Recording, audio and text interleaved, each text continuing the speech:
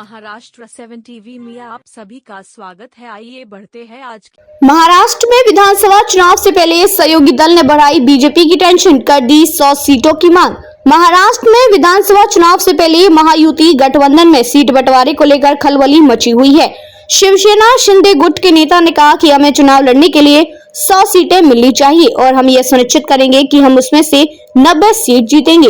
वहीं शिंदे गुट के नेताओं के बयान पर भाजपा ने प्रतिक्रिया दी है। महाराष्ट्र में विधानसभा चुनाव से पहले महायुति गठबंधन में सीट बंटवारे को लेकर बयानबाजी शुरू हो चुकी है।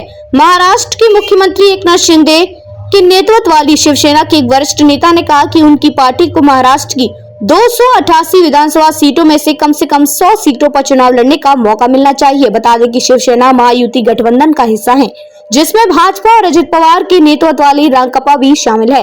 राज्य में अक्टूबर में विधानसभा चुनाव होने हैं। विधानसभा चुनाव लड़ने के लिए 80 से 90 सीटें मिले। छगन भुजबल, राज्य के पूर्व मंत्री रामदास कदम ने शिंदे द्वारा अविभाजित शिवसेना के 58वें स्थापना दिवस पर आयोजित एक समारोह में बुधवार को कहा, हमें चुनाव लड़ने के लिए 100 सीटें मिलनी चाहिए और हम ये सुनिश्चित करेंगे कि हम उसमें से 90 सीटें जीतेंगे।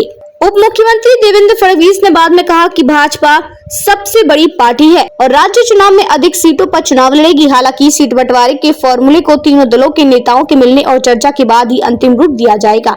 हाल ही में संपन्न लोकसभा चुनाव में सत्तारूढ़ महायुति ने राज्य की 48 में से 17 सीटें जीती। बीजेपी ने 9, शिवसेना ने 7 और एनसीपी ने 1 सीट जीती।